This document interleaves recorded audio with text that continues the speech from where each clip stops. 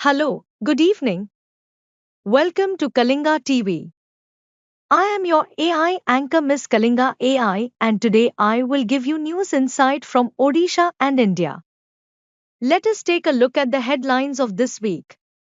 66.14% voter turnout in Odisha in first phase. Nabarangpur records highest polling second phase polling on 20th May.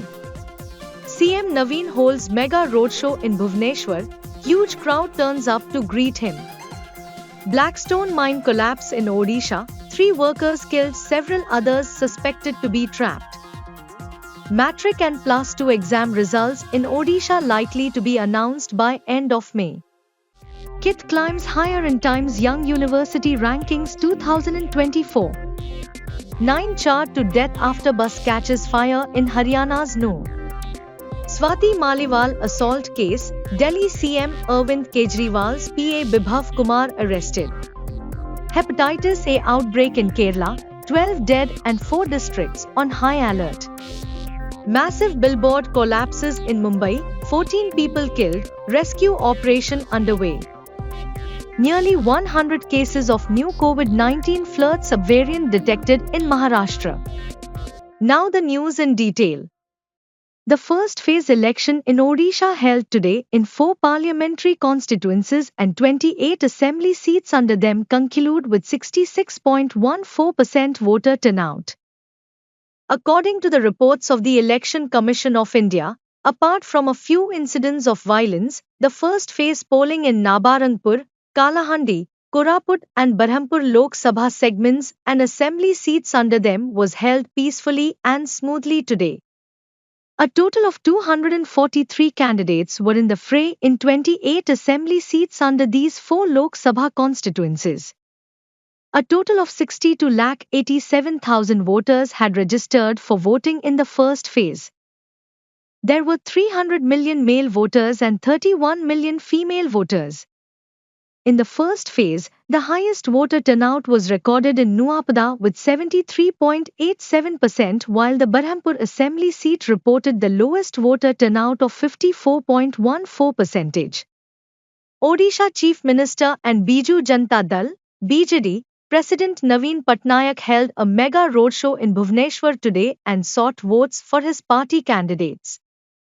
A huge and enthusiastic crowd turned up to along the route of his roadshow to greet Patnaik, who held the roadshow from the Ganganar Chak in Unit 6 to Shishu Bhavan Square. During his roadshow, the BJD president addressed to the people at different places and appealed the people to vote for Bhubaneswar MP candidate Manmath Rotre and Bhubaneswar Central, Madhya, MLA candidate Ananta Narayan Jena. The Chief Minister also assured the people to provide different benefits which included free electricity, saying that no electricity bill will be sent to those who use electricity up to 100 units. The Commissionerate Police had made elaborate security arrangement for the roadshow. In the Blackstone mine collapse in Odisha, the rescue personnel have found the bodies of 2 workers in the pile of rubble. Earlier in the morning today, the machinery had been recovered but the workers were not found. 1 person died on Thursday while many are suspected to be trapped after a Blackstone mine collapsed in Jajpur district of Odisha. The incident occurred at the Dankri Hills under Dharmshala Tehsil of the district.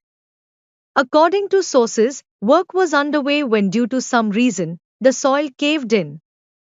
It is suspected that the laborers working at the mine have been left inside due to the landslide of large rocks from the hill. The locals present at the scene rushed to the spot and informed police immediately. On receiving information about the incident, fire service personnel and police reached the spot and initiated a rescue operation. The personnel yesterday recovered 1 laborer's body while rescue operation for other trapped laborers is underway. The Board of Secondary Education and the Council of Higher Secondary Education Odisha is likely to announce the Class 10th results by the end of the month May, said sources.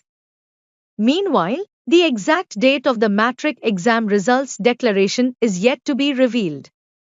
It is to be noted here that the evaluation of answer papers of students who had appeared for the annual higher secondary certificate Madhyama, and state open school certificate answer papers started at 55 centers across the state. Around 15,000 teachers have been reportedly engaged in the evaluation process amid tight security arrangements.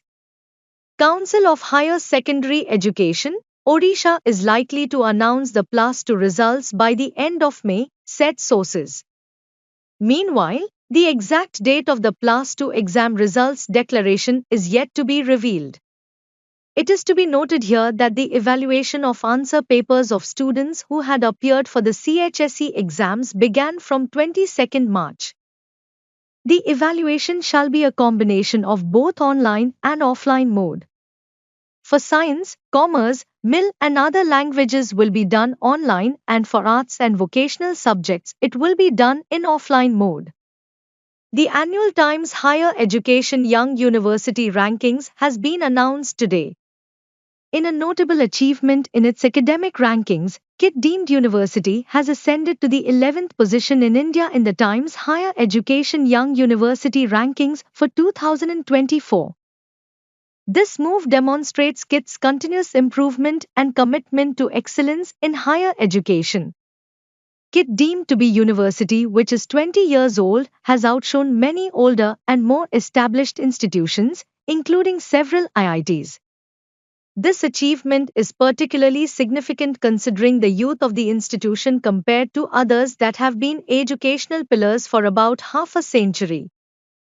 At least 9 people were charred to death, while nearly 24 people were injured after a bus caught fire in Haryana's Nuh. The incident occurred around 2 a.m. on KMP Expressway. Around 60 passengers were on a religious pilgrim when the bus caught fire. The injured were rushed to the hospital. The cause of the fire is yet to be ascertained. A probe is underway. In Swati Maliwal assault case, Bibhav Kumar, Arvind Kejriwal's former personal secretary, was arrested by the Delhi police from Chief Minister's house. The development comes 2 days after Delhi police registered a case against Kumar following a complaint by Maliwal. In her complaint, Maliwal alleged that Bibhav Kumar slapped her 7 to 8 times and repeatedly kicked her in her chest and stomach when she went to the Chief Minister's residence on 13th May. Meanwhile, a medical report of Maliwal revealed bruises on her face and leg after she was allegedly assaulted. As per the report by the Jayaprakash Narayan Apex Trauma Center at AIIMS, Delhi, Maliwal sustained injuries to 4 parts of her body, including her left leg and below the right eye. Kerala is witnessing its worst outbreak of the hepatitis A virus in recent years, with the state reporting 1,977 confirmed cases and 12 deaths. The state has witnessed a sharp increase in the hepatitis A cases, especially in Malappuram, Ernakulam, Kozhikode and Thrissur districts. Chaliyar and Pothukallu areas in Malappuram have reported hepatitis deaths, and the action plan has been formulated by assessing the prevention and awareness activities undertaken in these areas. All drinking water sources in affected areas have been instructed to be chlorinated. All hotels and restaurants have also been instructed to serve only boiled water. The hepatitis A virus affects the liver and is transmitted through contaminated food and water, or through direct contact with an infectious person. An illegal hoarding collapsed onto a petrol pump located at Ghatkopar's Chetdangarh junction due to gusty winds, killing 16 people and leaving 75 people injured. The 120 by 120 hoarding was installed by Ego Media Private Limited, and the owner of it, Bhavesh Bhide, has been arrested by the Mumbai Police Crime Branch from Udaipur. The illegal giant hoarding that collapsed in Ghatkopar stood on a piece of land in possession of the government railway police. Later, Maharashtra Chief Minister Eknath Shinde has declared an ex gratia payment of 5 lakh rupees for the next of kin of the victims affected by the tragic incident. Additionally, he has pledged to take decisive action against those found responsible for the accident. Nearly 91 cases of the new COVID-19 Omicron subvariant KP.2 has been confirmed in Maharashtra. It has surpassed the previously dominant JN.1 variant. The new set of variants dubbed Flirt majorly includes KP.1.1 and KP.2 strains. These are named based on the technical names for their mutations, one of which includes the letters F and L, and another of which includes the letters R and T. Maharashtra initially identified cases of the KP.2 variant in January. Pune reported the highest number of KP.2 cases, standing at 51, with Thane closely following with 20 cases. By March and April, it had become the dominant strain in the region. Flirt variants come from the lineage of the highly transmissible and immune system evading Omicron. First identified globally in January, KP.2 is a descendant of Omicron's JN.1.